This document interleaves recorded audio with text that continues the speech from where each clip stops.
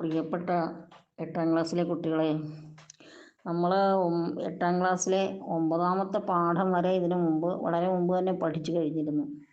10ാമത്തെ പാഠം ഞാൻ നിങ്ങൾക്ക് പഠിപ്പിച്ച് തന്നിട്ടില്ലായിരുന്നു. വളരെ എളുപ്പമുള്ള പാഠമായതുകൊണ്ട് അത് വേണോ എന്നിങ്ങനെ ആലോചിച്ചിരുന്നത് കൊണ്ട് ഇച്ചിരി വൈകിപ്പോയെന്നേ ഉള്ളൂ. നിങ്ങളുടെ പരീക്ഷയ്ക്ക് മുമ്പ് എന്തായാലും അത് നിങ്ങൾക്ക് കിട്ടാൻ പാകത്തിന് ഇന്നത് പഠിപ്പിച്ചിടുന്നുണ്ട്. എല്ലാവരും മനസ്സിലാകാത്ത ഏതെങ്കിലും ഭാഗം ഉണ്ടെങ്കിൽ ഈ ക്ലാസ്സും കൂടെ ഒന്ന് ശ്രദ്ധിച്ചോളുക.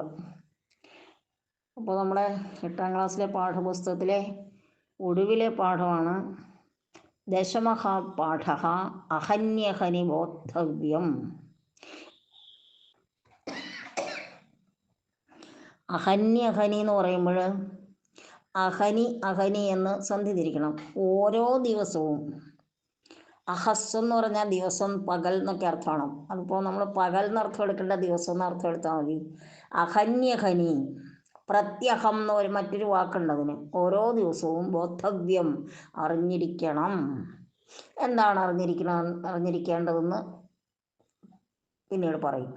നോക്കാം, പ്രവേശകം നോക്കാം. ചിത്രേ കാനി പുസ്തകാനി സന്ധി. കാനി പുസ്തകാനി എന്നേ ഉള്ളൂ, ശരിക്കും കാനി എന്നാണ് അവിടെ വേണ്ടത്. ചിത്രത്തിൽ ഏതേതൊക്കെ പുസ്തകങ്ങളാണുള്ളത്? തേഷു, അവയിൽ, നീതി പ്രതിപാദ്യതേക്കില, അവയിലൊക്കെ നീതി, അതായത് നൈതികമായ കാര്യങ്ങൾ, അതായത് ശരിക്കും വേണ്ട കാര്യങ്ങൾക്കാണ് നീതി എന്ന് പറയുന്നത്. പ്രതിപാദ്യതയ്ക്കില്ല, നീതി പ്രതിപാദിക്കുന്നുണ്ടല്ലോ. നീതി വ്യവസ്ഥായാഹ ആവശ്യകത കാ. നീതി വ്യവസ്ഥയുടെ ആവശ്യകത എന്താണ്? നീതി പാലിക്കണമെന്നുള്ളതിൻ്റെ ആവശ്യം എന്താണെന്ന് പറയണം. നീതിജ്ഞാനം കഥം സമ്പാദയിതും ശക്യതേ. നീതിയെക്കുറിച്ചുള്ള അറിവ് നമ്മൾക്ക് എങ്ങനെ നേടാം? ജീവിത മൂല്യാനാം വിനിമയായ, ജീവിതത്തിലെ നമ്മൾ പാലിച്ചിരിക്കേണ്ട മൂല്യങ്ങളുടെ, അതായത് നമ്മുടെ ജീവിതത്തിൽ നമുക്ക് അത്യാവശ്യം നമ്മൾ മാനവ നന്മയ്ക്ക് വേണ്ടി നമ്മൾ ചെയ്യേണ്ട കുറച്ച് കാര്യങ്ങൾ, അതാണ് നീതി.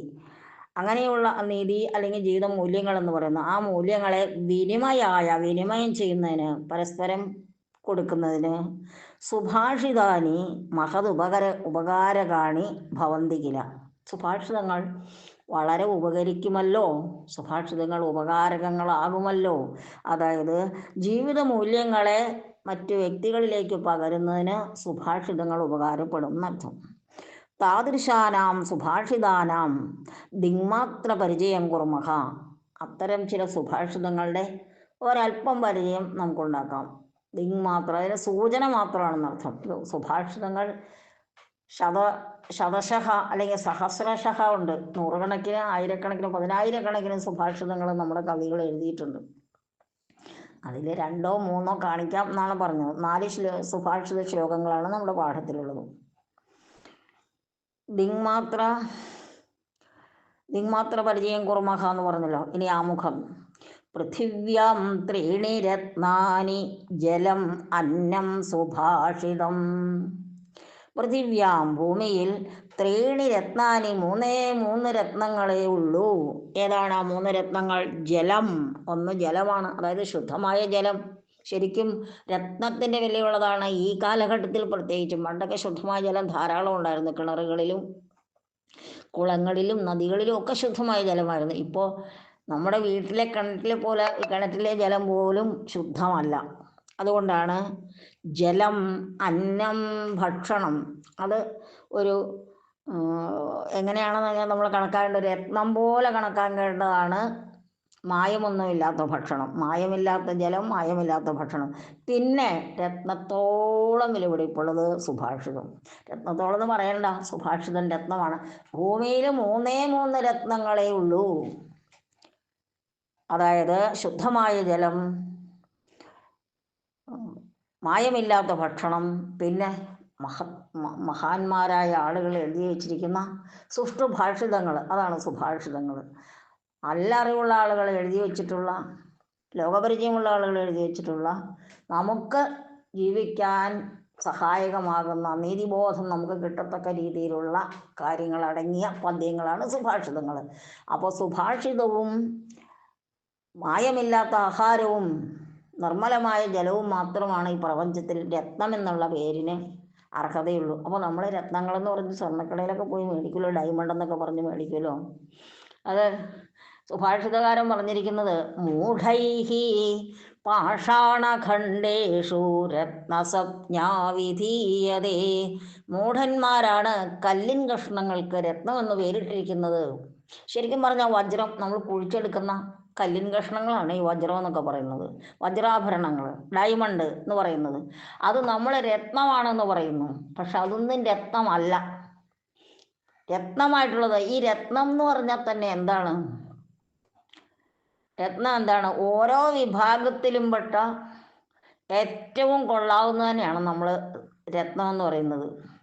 ഇപ്പോൾ സ്ത്രീരത്നം, സീത ഒരു സ്ത്രീരത്നമാണ് എന്ന് പറഞ്ഞാൽ സ്ത്രീകളിൽ വെച്ച് ഏറ്റവും കൊള്ളാവുന്നവൾ എന്നുള്ള അർത്ഥമാണ്.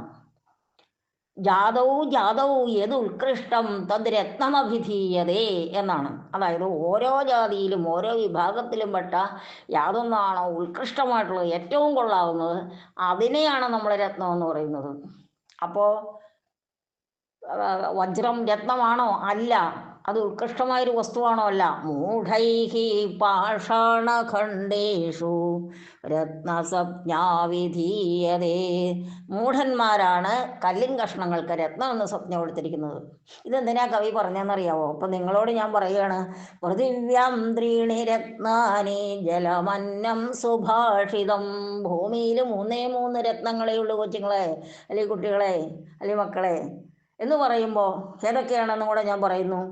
ജലം, ശുദ്ധമായ ജലം, അന്നം, മായമില്ലാത്ത ഭക്ഷണം, പിന്നെ അറിവുള്ള ആളുകൾ എഴുതി വെച്ചിട്ടുള്ള സുഭാഷിതങ്ങളിൽ 3 രത്നങ്ങൾ. ഇപ്പോൾ കുട്ടികളായി നിങ്ങൾ എന്നോട് ചോദിക്കും, അപ്പോൾ നമ്മൾ ഡയമണ്ട് എന്ന് പറഞ്ഞ് വലിയ വില കൊടുത്ത് വാങ്ങുന്ന സംഭവം എന്താണ് ടീച്ചറെ? മക്കളെ, അത് വെറും കല്ലിൻ്റെ കഷ്ണമാണ്. മൂഢൈഹി, മൂഢന്മാരാലാണ്, പാഷാണഖണ്ഡേഷു രത്നസജ്ഞാവിധീയതേ. മൂഢന്മാരാണ് ഈ വജ്രം പോലുള്ള കല്ലിൻ കഷ്ണങ്ങൾക്ക് രത്നം എന്ന് പേര് കൊടുത്തിരിക്കുന്നത്. നിങ്ങൾ വീട്ടിലെല്ലാവരോടും പറഞ്ഞു കൊടുത്തോളൂ കേട്ടോ. പെൺകുട്ടികളാണെങ്കിൽ അമ്മമാരോട് പറഞ്ഞു കൊടുക്കാം. കല്യാണത്തിന് രത്നമൊന്നും വാങ്ങിക്കണ്ട, വജ്രമൊന്നും മേടിക്കണ്ട, ഡയമണ്ടൊന്നും മേടിക്കണ്ട അത് വലിയ കാശ് കൊടുത്ത്. കാരണം അത് വെറും കല്ലിൻ്റെ കഷ്ണമാണ്. മൂഢന്മാരാണ് അതിനെ വജ്രം എന്ന് പറയുന്നത്, രത്നം എന്ന് പറയുന്നത്. ശരിക്കുള്ള രത്നങ്ങളെ ശുദ്ധമായ ജലവും മായമില്ലാത്ത ഭക്ഷണവും സുഭാഷിതവുമാണ് രത്നം എന്ന് പറയുന്നത്. ഈ 3 രത്നങ്ങളെ ഭൂമിയിലുള്ളൂ. പിന്നെ ഡയമണ്ട് എന്ന് പറഞ്ഞ് കടയിൽ വിൽക്കാൻ വെച്ചിരിക്കുന്നതൊക്കെ പാഷാണഖണ്ഡങ്ങളാണ്, കല്ലിൻ്റെ കഷ്ണങ്ങളാണ്. കുഴിച്ചെടുത്തിട്ട് കിട്ടുന്നതാണ് ഈ കാർബൺ അല്ലേ വജ്രം എന്നൊക്കെ പറയുന്നത്. അതല്ലേ ഡയമണ്ട് എന്ന് പറഞ്ഞ് നമ്മൾ പൊട്ടന്മാർ പോയിട്ട് വാങ്ങിക്കുന്നതൊക്കെ. അപ്പോൾ ഈ പൃഥിവ്യാം ത്രീണി രത്നാനി ജലമന്നം സുഭാഷിതം എന്ന ആ ശ്ലോകത്തിൻ്റെ 2ാമത്തെ വരിയാണ്, ആ പദ്യത്തിൻ്റെ 2ാമത്തെ വരിയാണ് മൂഢൈഹി പാഷാണഖണ്ഡേഷു രത്നസജ്ഞാവിധീയതേ. അപ്പം അതുകൊണ്ട് നമ്മൾ രത്നങ്ങളെന്ന് ഭ്രമിച്ച് നമ്മൾ വാങ്ങുന്നൊന്നും രത്നമല്ല. ശരിക്കും പൃഥിവ്യാം, ഭൂമിയിൽ 3 രത്നാനി, 3 രത്നങ്ങളേ ഉള്ളൂ. അത് വെള്ളവും ഭക്ഷണവും സുഭാഷിതവുമാണ്. വെള്ളം എന്ന് പറഞ്ഞാൽ വെറും വെള്ളമല്ല. നമ്മളിപ്പോൾ ഇപ്പോഴത്തെ പരിതസ്ഥിതിയിൽ നമുക്ക് ശുദ്ധമായ ജലം കിട്ടാനില്ല. അതുകൊണ്ടാണ് നമ്മൾ വെള്ളമൊക്കെ തിളപ്പിച്ചിട്ട് ഉപയോഗിക്കുന്നത്. പച്ചവെള്ളം കുടിക്കണം എന്നൊക്കെ പറയുന്നുണ്ട്. ആരോഗ്യ കാര്യങ്ങളിലൊക്കെ ശ്രദ്ധിക്കാൻ പറയുന്ന കൂട്ടത്തിൽ നമുക്ക് ഉപദേശങ്ങൾ കിട്ടാറുണ്ട്. പച്ചവെള്ളം കുടിക്കണം, അതിലാണ് ജൈവകണങ്ങളൊക്കെ ഉള്ളതെന്ന്. പക്ഷേ ജൈവകണങ്ങൾക്ക് പകരം ഇപ്പം നമ്മുടെ കിണറുകളിൽ പോലും മാലിന്യമാണുള്ളത്. നമ്മൾ തിളപ്പിച്ച വെള്ളമാണ് കുടിക്കുന്നത്. ശുദ്ധമായ ജലം കുടിക്കാനില്ല. അതുകൊണ്ടാണ് അത് രത്നമാണെന്ന് പറഞ്ഞത്. അപ്പം രത്നം എന്ന് പറഞ്ഞാൽ എന്താണെന്നും കൂടെ ഞാൻ നിങ്ങളെ പറഞ്ഞു തന്നു. അത് നിങ്ങൾ ഓർമ്മ വയ്ക്കണം. ജാതൗ യത് ഉത്കൃഷ്ടം തദ് രത്നമിത്യഭിധീയതേ. ഓരോ വിഭാഗത്തിലും പെട്ട ഏറ്റവും ഉത്കൃഷ്ടമായ വസ്തുക്കളെയാണ് നമ്മൾ രത്നങ്ങളെന്ന് പറയുന്നത്. അതിന് ഉദാഹരണമാണ് ഞാൻ പറഞ്ഞ സ്ത്രീരത്നം, അശ്വരത്നം, ഗ്രന്ഥരത്നം. രത്നം പോലുള്ള ഗ്രന്ഥം, അതായത് യാതൊരു കുറ്റങ്ങളും കുറവുകളും ഇല്ലാത്ത ഏറ്റവും കൊള്ളാവുന്ന ഗ്രന്ഥത്തിലാണ് നമ്മൾ ഗ്രന്ഥരത്നം എന്ന് പറയുന്നത്. സ്ത്രീരത്നം എന്ന് പറഞ്ഞാൽ ഞാൻ പറഞ്ഞു സ്ത്രീകളിൽ വെച്ച് ഏറ്റവും കൊള്ളാവുന്നത്. അപ്പോൾ രത്നം എന്ന് പറയുന്നത് ഈ പ്രപഞ്ചത്തിലെ ഓരോ വിഭാഗം വസ്തുക്കളിലും പെട്ട ഏറ്റവും നല്ലതിനെയാണ് നമ്മൾ രത്നം എന്ന് പറയുന്നത്. ഓക്കെ, അനയായവ, ഈ ശ്ലോകത്തിലൂടെ സുഭാഷിതാനാം മഹത്വം ജ്ഞാതും ശക്യതേ. സുഭാഷിതങ്ങളുടെ മഹത്വം എന്താണെന്ന് നമുക്കറിയാൻ കഴിയുന്നു. അതായത് സുഭാഷിതം ഒരു രത്നമാണ്. ഈ പദ്യങ്ങൾ ധാരാളം കവികളൊക്കെ എഴുതിയിട്ടുണ്ട്. അതിൽപ്പെട്ട സുഭാഷിതങ്ങളാണ് രത്നങ്ങളെ പോലെ ശോഭിക്കുന്നത്. അതാണ് പറഞ്ഞു വരുന്നത്. കർത്തവ്യാനി അകർത്തവ്യാനി ച വിവിച്യ, ചെയ്യേണ്ടവയെയും ചെയ്യാൻ പാടില്ലാത്തവയെയും, കർത്തവ്യാനി ചെയ്യേണ്ടവ, അകർത്തവ്യാനി ചെയ്യാൻ പാടില്ലാത്തവ, ഇവയെ വിവേചിച്ച് തിരിച്ചറിഞ്ഞ് ജീവിതേ പ്രയോക്തും നമ്മുടെ നിത്യജീവിതത്തിൽ പ്രയോഗിക്കുവാൻ, തഥാ അതുപോലെ തന്നെ നീതിബോധസഹിതാഹ ഭവിതും ച, നീതിബോധമുള്ളവരായി ഭവിക്കുവാനും നീതിബോധമുള്ളവരായി തീരുവാനും പ്രേരകങ്ങളായ ചത്വാരി സുഭാഷിതാനി 4 സുഭാഷിതങ്ങൾ അസ്മിൻ പാഠഭാഗേ പരിചിനമഃ, ഈ പാഠഭാഗത്ത് നമുക്ക് പരിചയിക്കാം. സർവേ നീതിമാർഗമനുസരന്തമേവ അംഗീകുർവന്തി, എല്ലാവരും അംഗീകരിക്കുന്നത് നീതിയിൽ ജീവിക്കുന്ന മനുഷ്യരെയാണ്, നീതിമാർഗത്തെ പിന്തുടരുന്നവരെയാണ് പ്രപഞ്ചത്തിലുള്ള അല്ലെങ്കിൽ ലോകത്തുള്ള എല്ലാവരും അംഗീകരിക്കുന്നത്. മഹാഭാരതേ ശാന്തിപർവണി താദൃശഃ കശ്ചന ശ്ലോകഃ വിദ്യതേ, മഹാഭാരതത്തിലെ ശാന്തിപർവത്തിൽ അപ്രകാരമൊരു ശ്ലോകമുണ്ട്. നോക്കാം. യാന്തി ന്യായപ്രവൃത്തസ്യ തിര്യഞ്ജോപി സഹായതാം അവന്ധാനം ദുഗച്ഛന്തം സോദരോപി വിമുഞ്ചതി. യാന്തി ന്യായപ്രവൃത്തസ്യ തിര്യഞ്ജോപി സഹായതാം അപന്ധാനം ദുഗച്ഛന്തം സോദരോപി വിമുഞ്ചതി. പദ്യത്തിലെ 2 ക്രിയാപദങ്ങളുണ്ട്. യാന്തി പോകുന്നു, അനുഗമിക്കുന്നു എന്നൊക്കെ അർത്ഥം എടുക്കാം നമുക്ക്. ന്യായപ്രവർത്തസ്യ, ന്യായമാർഗത്തിലൂടെ പ്രവർത്തിക്കുന്ന, ന്യായമാർഗത്തിലൂടെ സഞ്ചരിക്കുന്നവന് തിര്യഞ്ജഹാവി, തിര്യക്കുകൾ പോലും ജീവജാലങ്ങൾ പോലും സഹായതാം യാന്തി, സഹായത്തിലേക്ക് പോകുന്നു, അവർക്ക് അയാളുടെ സഹായത്തിനായിട്ട് പോകുന്നു ജീവജാലങ്ങൾ പോലും, പ്രപഞ്ചത്തിലെ ജീവജാലങ്ങൾ പോലും നീതിമാന്മാർക്ക് സഹായികളാകുന്നു. അപന്ധാനം ദുഗച്ഛന്തം, ശരിയായ മാർഗത്തിലൂടെ അല്ലാതെ സഞ്ചരിക്കുന്നവൻ, കുമാർഗം സഞ്ചരന്തം എന്നർത്ഥം, കുമാർഗത്തിലൂടെ സഞ്ചരിക്കുന്നവനെ, ജീവിതത്തിൽ ചിത്തമാർഗങ്ങൾ സ്വീകരിക്കുന്നവനെ സോദരോ വിമുഞ്ചതി, സഹോദരൻ പോലും വെടിയുന്നു. വിമുഞ്ചതി, വി എന്ന ഉപസർഗത്തിൻ്റെ കൂടെ മുജ് ധാതു ചേർന്നുണ്ടായ ക്രിയാപദമാണ് വിമുഞ്ചതി. യാന്തി എന്നുള്ളത് യാധാതുവിൻ്റെ ലട്ട് വർത്തമാനകാലം, വിമുഞ്ചതിയും വർത്തമാനകാലം തന്നെ. അപ്പോൾ ശ്ലോകം ഒന്നുകൂടെ നോക്കാം. അതിൽ നിങ്ങൾക്ക് അറിയില്ലാത്തത് തിര്യഞ്ജഹ എന്നുള്ള വാക്കുകളാണ്. തിര്യക്കുകൾ എന്നാണ് പറയും, ജീവജാലങ്ങൾ എന്നർത്ഥം, ജന്തുക്കൾ എന്നൊക്കെ അർത്ഥം. പക്ഷിമൃഗാദികളും മറ്റ് ജന്തുക്കളും ഉൾപ്പെടുന്നതിനാണ് തിര്യക്കുകൾ എന്ന് പറയുന്നത്. അതാണ് തിര്യഞ്ജഹ. തിര്യഞ്ജവും തിര്യഞ്ജഹ എന്ന രൂപം ചൊല്ലും. അത് നിങ്ങൾക്ക് അറിയില്ലാത്തൊരു വാക്കാണ്, പഠിച്ചിട്ടുണ്ടാവില്ല. അതുപോലെ അബന്ധാനം, അതറിയാനൊന്നും കുഴപ്പമില്ല, അത് ശരിയായ മാർഗത്തിൽ അല്ലാതെയുള്ള ബന്ധാവിലൂടെ, ശരിയായ വഴിയിലൂടെ അല്ലാതെ എന്നുള്ള അർത്ഥത്തിലാണ്. അപ്പം നോക്കാം അന്വയക്രമം. ന്യായപ്രവൃത്തസ്യ, ന്യായമാർഗത്തിൽ സഞ്ചരിക്കുന്നവന് തിര്യഞ്ജഹാവി സഹായതാം യാന്തി, തിര്യക്കുകൾ പോലും സഹായം ചെയ്യുന്നു. അവന്ധാനം ഗച്ഛന്തന്തു, ശരിയായ ബന്ധാവിലൂടെ അല്ലാതെ, അതായത് ചീത്തമാർഗത്തിലൂടെ ഗമിക്കുന്നവനെ സോദരഹാവി വിമുഞ്ചതി, സഹോദരൻ പോലും വെടിയുന്നു. അപ്പോൾ നീതിമാർഗത്തെ ഉപദേശിക്കുകയാണ്, നീതിമാർഗത്തിലൂടെയാണ് നമ്മൾ സഞ്ചരിക്കേണ്ടതെന്ന് ഉപദേശിക്കുകയാണ് ഈ പദ്യത്തിലൂടെ. ഭാവാർത്ഥം നോക്കാം. നീതിമാർഗേണ സഞ്ചരതഃ മാനവസ്യ കൃതേ, നീതിമാർഗത്തിലൂടെ സഞ്ചരിക്കുന്ന മനുഷ്യന് വേണ്ടി സർവേ ജന്തവഹാവി സഹായികാഹ ഭവന്തി, എല്ലാ ജന്തുക്കളും സഹായികളാകുന്നു. സന്മാർഗം പരിത്യജ്യ, നല്ല മാർഗം വെടിഞ്ഞ് ഗച്ഛൻ പുരുഷഃ, ഗമിക്കുന്ന പുരുഷൻ, സഞ്ചരിക്കുന്ന പുരുഷൻ, ജീവിക്കുന്ന മനുഷ്യൻ, അതായത് നല്ല മാർഗത്തിലൂടെ അല്ലാതെ ജീവിക്കുന്ന മനുഷ്യന് സോദരേണാപി ത്യക്തഃ ഭവതി, സഹോദരനാൽ പോലും അയാൾ ത്യജിക്കപ്പെടുന്നു. ഇവിടെ തിര്യഞ്ജഹ എന്നുള്ളതിന് പര്യാപദങ്ങൾ കൊടുത്തിരുന്നു. ഓഷധ്യഃ പശവോ വൃക്ഷാസ്തിര്യഞ്ജഹ പക്ഷിണസ്തഥ, ഓഷധികൾ, അതായത് സസ്യങ്ങൾ. ഓഷധികൾ എന്ന് പറഞ്ഞാൽ 1 വർഷം മാത്രം നിലനിൽക്കുന്ന വൃക്ഷങ്ങൾക്കാണ് ഓഷധികൾ എന്ന് പറഞ്ഞാൽ. ഫലഭാഗാനന്തരം നശിച്ചു പോകുന്ന, അതായത് ഇപ്പോൾ വാഴയൊക്കെ പോലുള്ളത് കുലച്ചു കഴിഞ്ഞാൽ അത് നശിച്ചു പോകില്ല, അങ്ങനെയുള്ള ചെടികളാണ് ഓഷധ്യഃ. പിന്നെ പശവോ ജന്തുക്കൾ, വൃക്ഷാഹ വൃക്ഷങ്ങൾ, ഇവയെല്ലാം കൂടി ചേർന്നതിനാണ് തിര്യഞ്ജഹ എന്ന് പറയുന്നത്. പിന്നെ പന്ഥാഹ എന്നുള്ളത് മാർഗം എന്നുള്ളതിനാണ്. അയനം വർമ്മ മാർഗ അധ്വാനവും എന്നാണ് ആ രൂപം ചൊല്ലുന്നത്. പിന്നെ പന്ഥാനഹ, പന്ഥ. ഇപ്പോൾ പര്യായപദങ്ങളായിട്ട് അയനം എന്നെടുക്കാം, വർമ്മ ഹ്രസ്വമാണത്, മാർഗ, പിന്നെ അധ്വാ, പന്ഥ, പദവി, ശ്രുതി, ഇതെല്ലാം പന്ഥാവിൻ്റെ പര്യായപദങ്ങളാണ്. തിര്യഞ്ചഹ എന്നുള്ളത് ഞാൻ ചൊല്ലിയല്ലോ, തിര്യഞ്ചവും തിര്യഞ്ചഹ. ചകാരാന്ത പുല്ലിംഗം, പ്രഥമപുരുഷ ബഹുവചനാണ്. അപന്ഥാനം, പന്ഥാപന്ഥാനവും പന്ഥാനഹ എന്നുള്ള നകാരാന്ത പുല്ലിംഗത്തിൻ്റെ ദ്വിതീയ ഏകവചനമാണത്. യാന്തിയും അതുപോലെ വിമഞ്ചിതിയും ഞാൻ പറഞ്ഞു. ഇനി അടുത്ത സുഭാഷിതം. അപരസ്യ മാനസിക സ്ഥിതിം വിജ്ഞായ വ്യവഹാരഃ കരണീയഃ. മറ്റുള്ളവരുടെ മാനസികാവസ്ഥയെ അറിഞ്ഞു വേണം നമ്മൾ അവരോട് പെരുമാറാൻ. ഹിതോപദേശത്തിൽ സൽപുരുഷസ്യ ശീലം ഏവം പ്രതിപാദയതി. സൽപുരുഷൻ, ഒരു നല്ല വ്യക്തിയുടെ ശീലം എങ്ങനെയായിരിക്കണമെന്ന് ഇപ്രകാരം പ്രതിപാദിക്കുന്നു.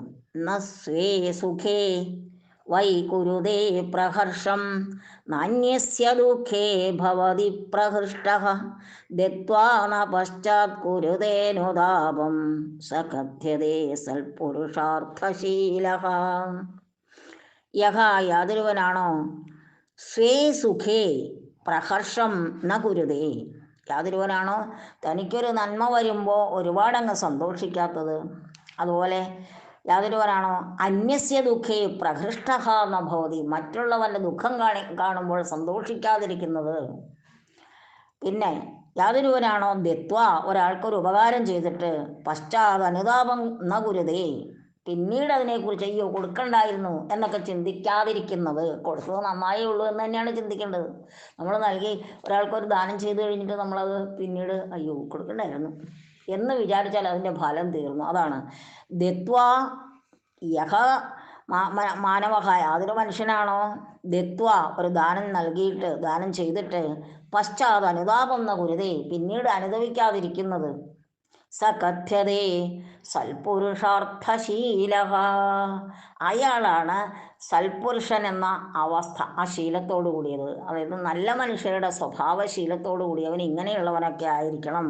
എങ്ങനെയുള്ളവനായിരിക്കണം എന്നാണ് ഞാനോട് യഹ എന്നുള്ള അങ്ങോട്ട് ചേർക്കുകയാണ്. യാതൊരു വ്യക്തിയാണോ സ്വേ സുഖേ, സ്വന്തം സുഖത്തിൽ, പ്രഹർഷം ന കുരുതേ, പ്രഹർഷം അതായത് സന്തോഷം, സ്വന്തം സുഖത്തിൽ അങ്ങേയറ്റം സന്തോഷിക്കുക.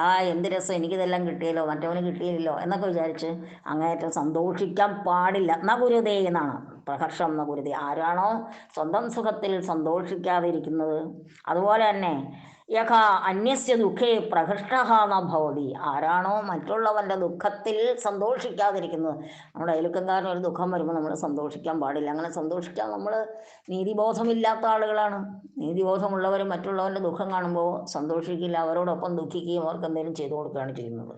അതുപോലെ ദത്വാ ന പശ്ചാത് കുരുതേനുതാപം, ദത്വാ ദാനം ചെയ്തിട്ട് പശ്ചാത് അനുതാപം ന കുരുതേ, പശ്ചാത് പിന്നീട് അനുതാപം ന കുരുതേ, ഈ അത് കൊടുക്കണ്ടായിരുന്നു എന്നുള്ള പശ്ചാത്താപം ഇല്ലാതിരിക്കണം നമുക്ക്. അങ്ങനെയുള്ള ആളാണ് സ കഥ്യതേ സൽപുരുഷാർത്ഥശീലഃ, സഹ സൽപുരുഷാർത്ഥശീലഃ, അതായത് നല്ല വ്യക്തിത്വമുള്ള നല്ല സ്വഭാവമുള്ള വ്യക്തി എന്ന് അറിയപ്പെടുന്നത്, കഥ്യതയെ പറയപ്പെടുന്നത് ഇങ്ങനെയൊക്കെയുള്ളവരാണ്. എങ്ങനെയൊക്കെയുള്ളവർ, അവനവൻ്റെ സുഖത്തിൽ അങ്ങേയറ്റം സന്തോഷിക്കാതിരിക്കുക, മറ്റുള്ളവൻ്റെ ദുഃഖത്തിൽ സന്തോഷിക്കാതിരിക്കുക, അതുപോലെ നൽകിയിട്ട് ദാനം ചെയ്തിട്ട് പിന്നീട് വേണ്ടായിരുന്നു എന്ന് തോന്നാതിരിക്കുക, ഇങ്ങനെയുള്ളവരാണ് സജ്ജനങ്ങൾ എന്നർത്ഥം. ഇനി പ്രഹർഷം എന്നുള്ളതിൻ്റെ വിഗ്രഹം ന അന്യസ്യ എന്നുള്ളതിൻ്റെ പദച്ഛേദം നാധിക അന്യസ്യ, അതൊക്കെ നമുക്കറിയാം. പശ്ചാത് കുരുതേ അനുതാപം, പശ്ചാത്തധികം കുരുതേ അധികം അനുതാപം. പ്രഹർഷത്തിൻ്റെ വിഗ്രഹം കൊടുത്തിട്ടുണ്ട്. പ്രകർഷേണ ഹർഷ, അങ്ങേറ്റ സന്തോഷം, വർദ്ധിച്ച സന്തോഷം എന്നാണ്. ഇതിൻ്റെ ദ്വിതീയാണ് തന്നും കൂടെ ചേർക്കും പ്രഹർഷം എന്ന് കിട്ടും. ഇനി അന്വയം നോക്കാം.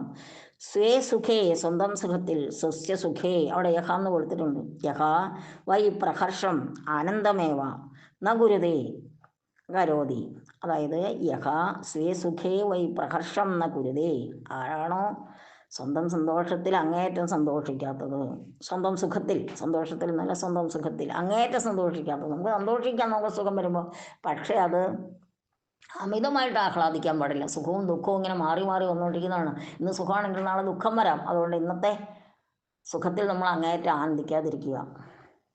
പിന്നെ അന്യസ്യ ദുഃഖേ പ്രഹൃഷ്ടഃ ന ഭവതി, ആരാണോ അന്യൻ്റെ ദുഃഖത്തിൽ സന്തോഷിക്കാതിരിക്കുന്നത്, മറ്റുള്ളവർക്ക് ദുഃഖം കാണുമ്പോൾ നമ്മൾ സന്തോഷിക്കാൻ പാടില്ല.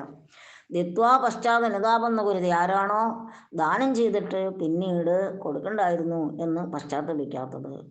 സഹാ സൽപുരുഷാർത്ഥശീല കഥ്യത, അങ്ങനെയുള്ള ആളാണ് സൽപുരുഷാർത്ഥശീലൻ എന്നറിയപ്പെടുന്നത്. ഇനി അതിൻ്റെ ഭാവാർത്ഥം, യഥാ സ്വസ്യ സൗഖ്യകാലേ അത്യധികം സന്തോഷം എന്ന് പ്രകടയതി, യാതൊരുവനാണോ സ്വന്തം സൗഖ്യകാലത്ത് അങ്ങേയറ്റം സന്തോഷം പ്രകടിപ്പിക്കാത്തത്. യഥാ അപരസ്യ ദുഃഖം ദൃഷ്ട ആനന്ദവാൻ ന ഭവതി, ആരാണോ മറ്റുള്ളവൻ്റെ ദുഃഖം കണ്ടിട്ട് ആനന്ദിക്കാതെ അവരോട് ചേർന്ന് സങ്കടം പങ്കിടുന്നത്. യഥാ ദാനം കൃത്വ പശ്ചാത്താപം ന കരോതി, യാതൊരുവനാണോ ദാനം നൽകിയിട്ട് പിന്നീട് കൊടുക്കണ്ടായിരുന്നു എന്ന് ചിന്തിക്കാത്തത്. സഹ സജ്ജന ഹൈതി കഥ്യത, അയാളാണ് സജ്ജനം. ഈ കോശസുഖം എന്നുള്ളതിന് ഉള്ള പര്യായപദങ്ങളാണ്. സ്യാദ് ആനന്ദ ധുരാനന്ദ ശർമ്മശാദ സുഖാനിച ശ്രേയസം ശിവം ഭദ്രം കല്യാണം മംഗളം ശുഭം, ഇതെല്ലാം പര്യായപദങ്ങളാണ്. അതിൽ നിങ്ങൾ ശിവം ഭദ്രം കല്യാണം ആനന്ദം എന്നുള്ളതൊക്കെ എടുത്തോളുക. ഇനി അനുതാപഹ, അനുതാപം എന്ന് പറഞ്ഞാൽ പശ്ചാത്താപഹ, അനുതാപശ്ച വിപ്രതീസാരഹ, 3 പര്യായപദങ്ങളുണ്ട്. അനുതാപം എന്നുള്ളത് അകാരാന്ത പുല്ലിംഗം ദ്വിതീയ ഏകവചനമാണ്. കുരുത എന്നുള്ളത് കൃധാതുവിൻ്റെ ആത്മനേപതിയിലിട്ടാണ് പ്രഥമപുരുഷ ഏകവചനമാണ്. കഥ്യതേ കഥധാതുവിൻ്റെ കർമ്മണി, അതായത് ആത്മനേപദത്തിലെ ലട്ട് പ്രഥമപുരുഷ ഏകവചനം. യത് പ്രാപ്യതേ തദേവ ദേയമിതി നിയമഃ നാസ്തി. അടുത്ത സുഭാഷിതത്തിൻ്റെ ഇൻട്രൊഡക്ഷനാണത്. യത് പ്രാപ്യത, യാതൊന്നാണോ നമുക്ക് കിട്ടുന്നത്, തദേവ ദേയം, അതുമാത്രമേ നൽകാവൂ. ഇത് നിയമഃ നാസ്തി, എന്നൊരു നിയമം ഇല്ല, അങ്ങനെയൊന്നും ഇല്ല. നമുക്ക് കിട്ടുന്നതേ കൊടുക്കാവൂന്നില്ല. പ്രാപ്തം യദ്വാ ഭവതു, കിട്ടിയത് എന്തുമാകട്ടെ, തത് വിവിച്ച്, അതിനെ വിവേചിച്ച് തിരിച്ചറിഞ്ഞ് മനസ്സിലാക്കിയിട്ട് കൊടുക്കാൻ. നമുക്ക് ചീത്ത കാര്യം കിട്ടിയെന്ന് വെച്ചാൽ അത് മറ്റൊരാൾക്ക് കൊടുക്കാൻ പാടുണ്ടോ എന്ന് നമ്മൾ ചിന്തിച്ചിട്ട് ഉചിതമായ ദേയം, ഉചിതമായതേ നൽകാവൂ.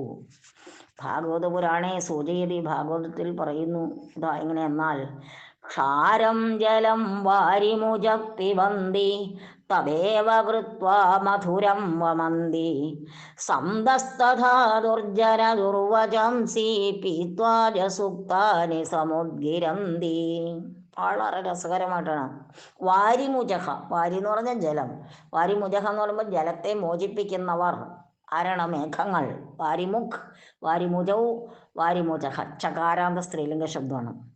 വാരിമുജഹ, മേഘങ്ങൾ.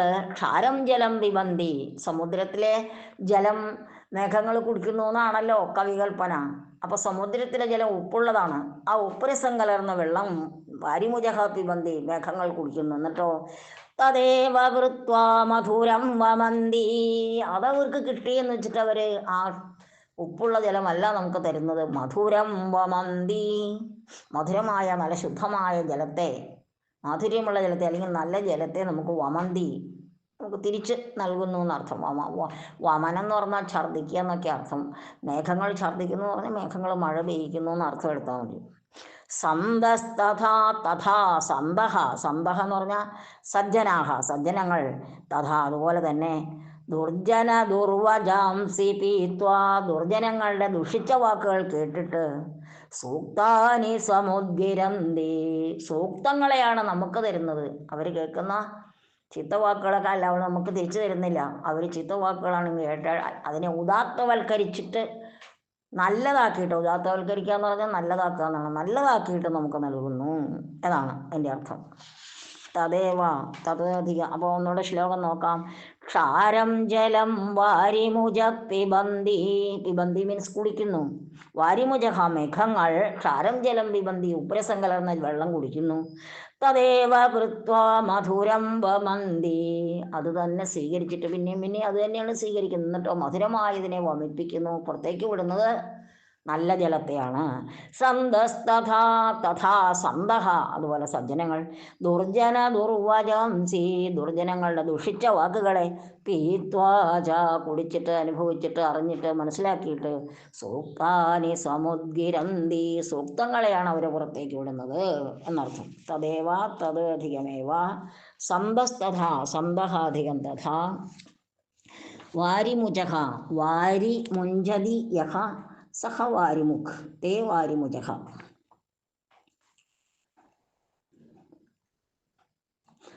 ഇവിടെ വാരിമുജഹ എന്നുള്ളതിന് പുല്ലിംഗമായിട്ടാണ്, മേഘങ്ങളെന്ന അർത്ഥമായതുകൊണ്ട് പുല്ലിംഗമായിട്ടാണ് കൊടുത്തിരിക്കുന്നത്. സാധാരണ ചകാരാന്തങ്ങൾ സ്ത്രീലിംഗമായിട്ടാണ് വരാറുള്ളത്. അതുകൊണ്ടാണ് ഞാൻ ആദ്യം ചകാരാന്ത സ്ത്രീലിംഗം എന്ന് പറഞ്ഞു. ഇവിടെ പക്ഷെ പുസ്തകത്തിൽ പുല്ലിംഗം എന്നാണ്. മേഘത്തിൻ്റെ പര്യായപദമായതുകൊണ്ടായിരിക്കണം. മേഘശബ്ദം പുല്ലിംഗമാണല്ലോ.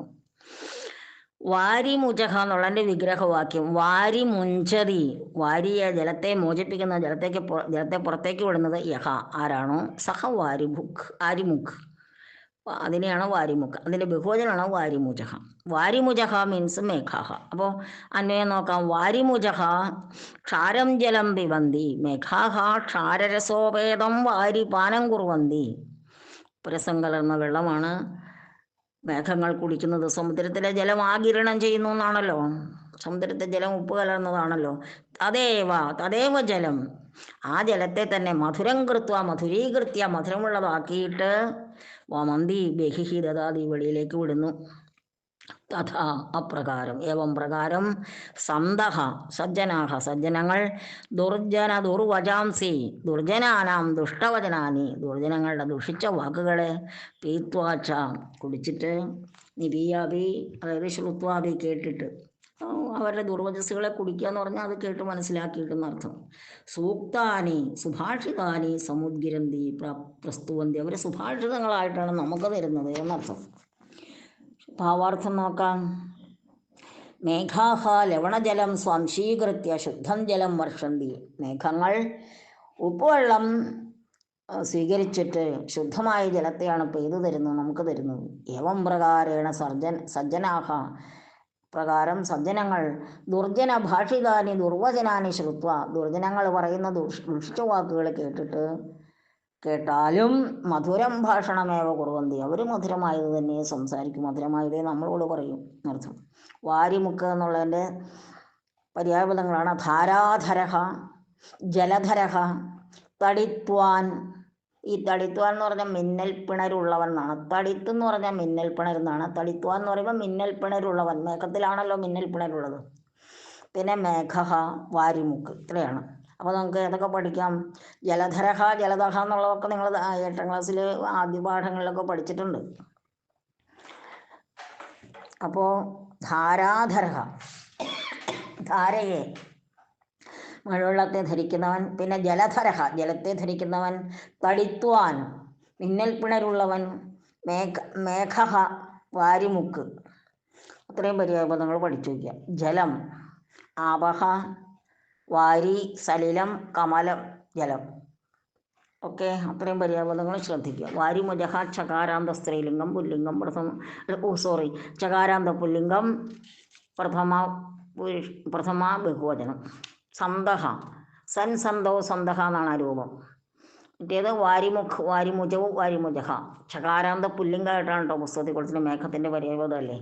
സന്തഹ തകാരാന്തഹ പുല്ലിംഗ പ്രഥമ ബഹുവചനം. ദുർവചാംസി വചസി വചാംസി സകാരാന്തം, അത് നംസലിംഗമാണ്. സകാരാന്ത നംസലിംഗം ദ്വിതീയ ബഹുവചനം. സമുദ്ഗിരന്തി സമ ഉത്ത് എന്നിങ്ങനെ 2 ഉപസർഗങ്ങൾ ചേർന്ന നികരണേ ധാതുവിൽ നിന്നുണ്ടായ പരസ്മൈപതിലിട്ട് പ്രഥമപുരുഷ ബഹുവചനമാണ് സമുദ്ഗിരന്തി. ഇനി അടുത്ത 4ാമത്തെ സുഭാഷിതത്തിൽ പറയുന്നത് എന്താണെന്ന് അതിൻ്റെ ഇൻട്രൊഡക്ഷൻ ആയിട്ട് പറയുന്നു.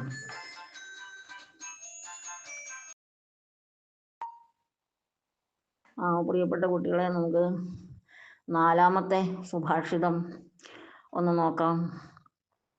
പ്രതിദിനം സർവൈരവി സ്വകൃതസ്യ കർമ്മണഃ അവലോകനം കരണീയമേവ. പ്രതിദിനം ഓരോ ദിവസവും എല്ലാവരാലും സ്വകൃതസ്യ കർമ്മണഃ അവനവൻ ചെയ്ത തൊഴിലിൻ്റെ അവനവൻ ആചരിച്ചിട്ടുള്ള കാര്യങ്ങളുടെ അവലോകനം കരണീയമേവ, അവലോകനം ചെയ്യപ്പെടേണ്ടതാണ്. നമ്മൾ എന്തൊക്കെ ഇന്ന് ചെയ്തു, എന്തൊക്കെ ചെയ്യേണ്ട എല്ലാ കാര്യങ്ങളും ചെയ്തോ, ചെയ്യാൻ പാടില്ലാത്ത എന്തെങ്കിലും ചെയ്തുവോ എന്നൊക്കെ ദിനാന്ത്യത്തിൽ നമ്മൾ നമ്മുടെ മനസ്സിലൊന്ന് പരിശോധിക്കണം എന്നാണ്.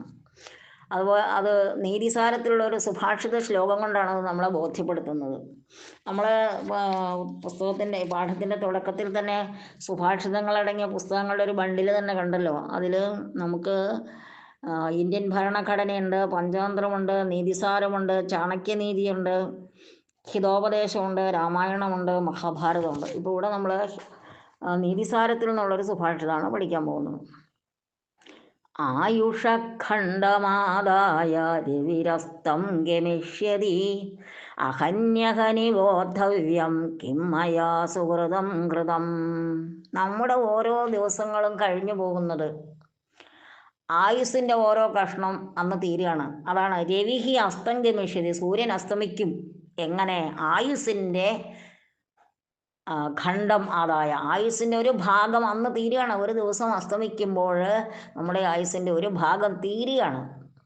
തീർന്നു പോയ കാലഘട്ടം പിന്നെ നമുക്ക് തിരിച്ചു പിടിക്കാൻ പറ്റില്ല. അതുകൊണ്ട് ഓരോ ദിവസവും അഹന്യഹനിബോദ്ധവ്യം, ഓരോ ദിവസവും നമ്മൾ മനസ്സിലാക്കണം.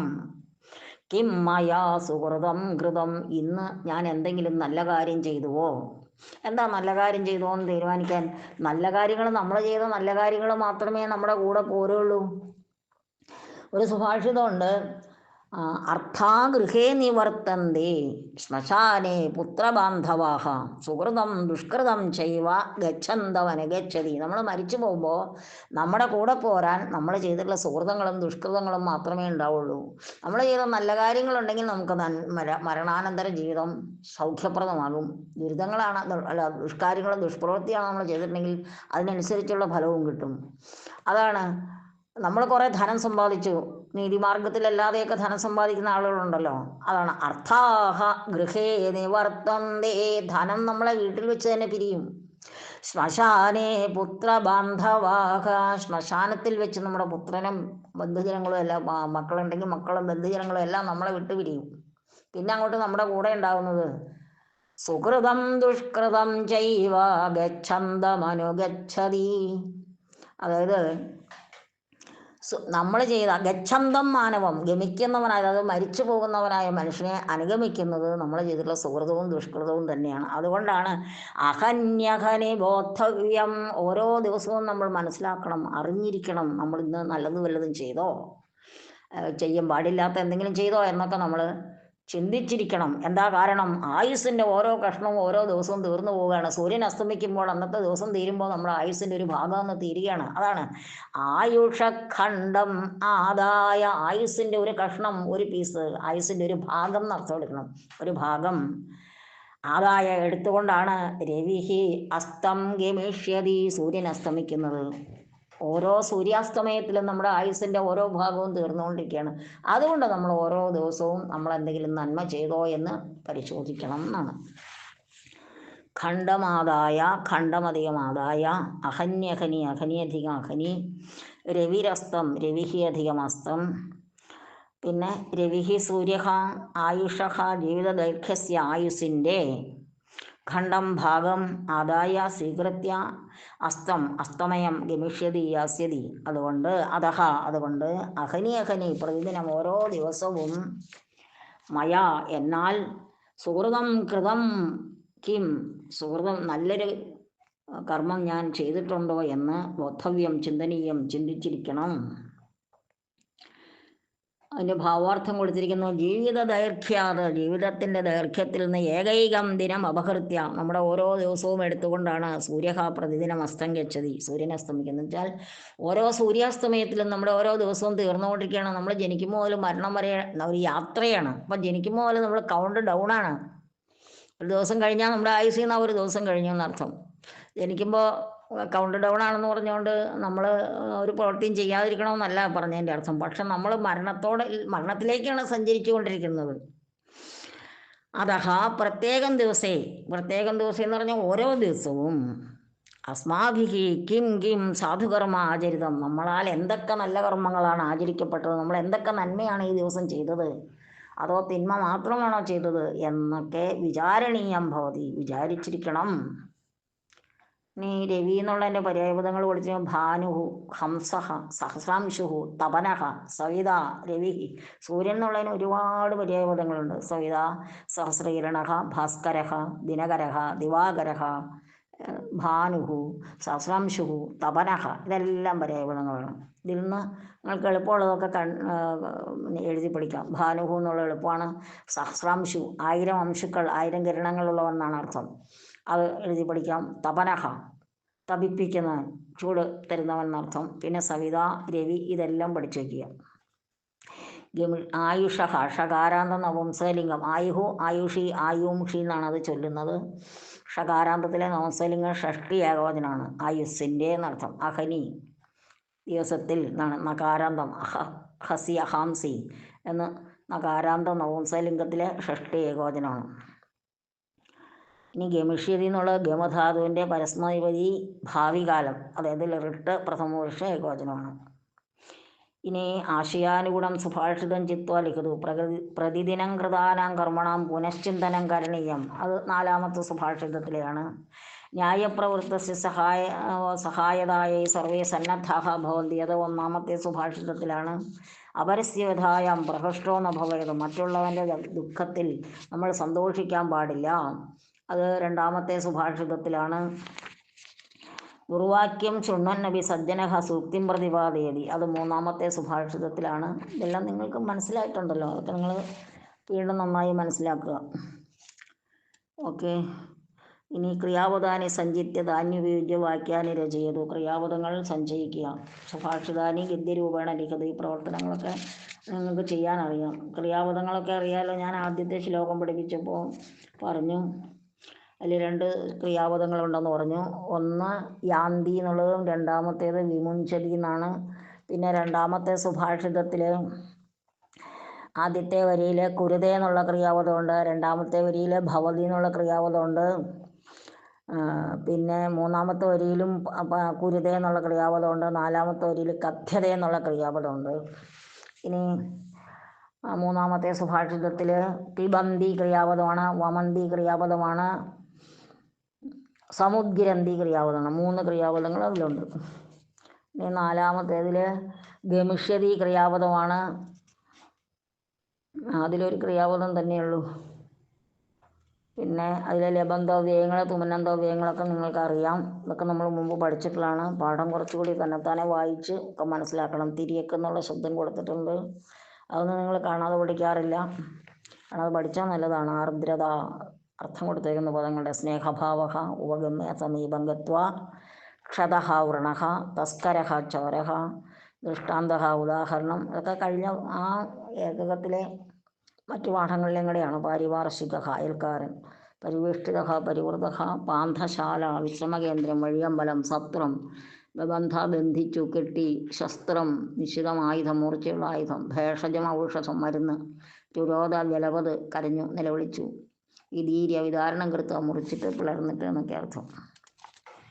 ഇതിലെ പ്രവർത്തനങ്ങളാണ് കഥാസ്തംഭം ക്രമീകരിക്കാനുള്ളത്, അവ്യയപദങ്ങൾ വിവേചിച്ച് മനസ്സിലാക്കാനുള്ളത്, വാക്യങ്ങൾ പരിവർത്തനം എഴുതാനുള്ളത്. കഥ ക്രൗദരൂപാണി ചിത്വാ ലിഖതി നാടകരൂപേണ അവതാരത, അതായത് നിങ്ങൾക്ക് എല്ലാ പാഠങ്ങളിലും കൂടി ചെയ്യേണ്ട കാര്യങ്ങളാണ് അതൊക്കെ പറഞ്ഞിരിക്കുന്നത്. ഓക്കെ. അപ്പോൾ നമുക്ക് ഈ കൊല്ലത്തെ 8ാം ക്ലാസ്സിലെ പാഠങ്ങളെല്ലാം തീർന്നു. ഇതിൽ വിഭക്തി അർത്ഥങ്ങളൊക്കെ കൊടുത്തിട്ടുണ്ട്, അതൊക്കെ കണ്ട് മനസ്സിലാക്കിയെടുക്കുക. പിന്നെ ഇനിയിപ്പോൾ നമ്മൾ കാണുന്നത് അടുത്ത അധ്യയന വർഷത്തിൽ 9ാം ക്ലാസ്സിലെ പാഠം പഠിപ്പിക്കുമ്പോഴാണ് ഇനി നമ്മൾ തമ്മിൽ കാണുന്നത്. ഓക്കെ. എല്ലാവർക്കും ശുഭാശംസകൾ. എല്ലാവരും പരീക്ഷയ്ക്ക് നല്ലോണം എല്ലാ പാഠങ്ങളും പഠിച്ച് നല്ല മാർക്ക് വാങ്ങിച്ച് ഫുൾ മാർക്ക് വാങ്ങിച്ച് അടുത്ത ക്ലാസ്സിലേക്ക് കടന്നിരിക്കുക. അപ്പോൾ 9ാം ക്ലാസ്സിലെ പാഠങ്ങളുമായിട്ട് നമുക്ക് അടുത്ത കൊല്ലം വീണ്ടും കാണാം. എല്ലാവർക്കും നല്ല കാര്യങ്ങൾ മാത്രം ആശംസിക്കുന്നു. നല്ലോണം പഠിക്കുന്ന നല്ല കുട്ടികളായി തീരാൻ ദൈവം അനുഗ്രഹിക്കട്ടെ എന്ന് പ്രാർത്ഥിക്കുന്നു. ഈ പാഠങ്ങൾ കേൾക്കുകയും കാണുകയും ചെയ്യുന്ന ആളുകൾ ഇത് സബ്സ്ക്രൈബ് ചെയ്യുകയും പിന്നെ മറ്റുള്ളവർക്ക് അയച്ചു കൊടുക്കുകയും ഒക്കെ ചെയ്ത് ഈ പാഠം ഞാൻ പഠിപ്പിച്ചത് മറ്റുള്ളവർക്ക് ഉപകാരപ്രദമാകുമെണ്ണം നിങ്ങൾക്ക് എന്തൊക്കെ ചെയ്യാമോ അതൊക്കെ നിങ്ങൾ ചെയ്യുമെന്ന് പ്രതീക്ഷിക്കുന്നു. എല്ലാവരോടും സ്നേഹം മാത്രം.